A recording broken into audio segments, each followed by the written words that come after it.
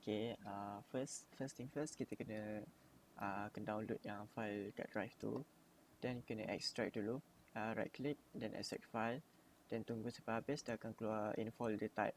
Then kita buka folder type ni, kita cari tekan setup dia, kita install dulu setup dia. So tekan install.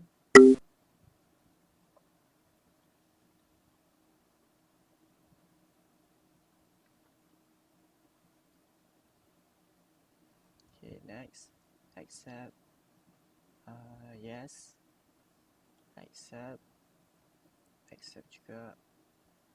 Okay, then cari pilihlah folder kat mana. Contoh dia, I letak dekat software punya folder. Alright, sini. Then kalau nak buat folder baru, type SPSS. Okay. Then dekat dalam ni. Okay. Then tekan OK. Next. Tekan install. Then tunggu sampai habis. Biar je sampai habis. So dah akan keluar command prompt. Then biar je juga sampai habis.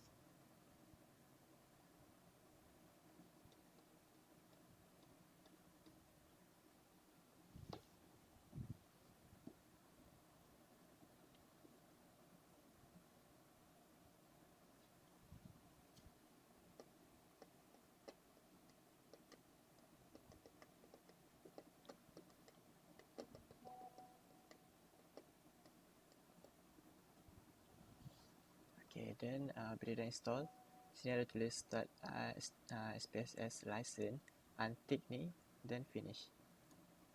Okay, then kita bangkah ni. Okay, after install, pergi balik dekat folder yang folder ni, then ada tulis crack. So extract crack ni, extract file, then open file ni. Ada file ni, kita copy file ni, masuk dekat folder SPSS tadi. So kita letak dekat sini, just copy and paste je. Replace tau. Okay, bila kita dah replace, then kita tekan dekat license activator, cari ada tulis license activator. Ni tekan ni. Okay, bila dah tekan, then kita terus buka SPSS, kita check boleh tak. For the first time, untuk buka dia akan memang lambat sikit sebab dia nak generate crack tadi. Then kita tunggu je. Alright, so kita dapat, kita bangkah je ni, then kita boleh pakai macam biasa. Okay, that's all.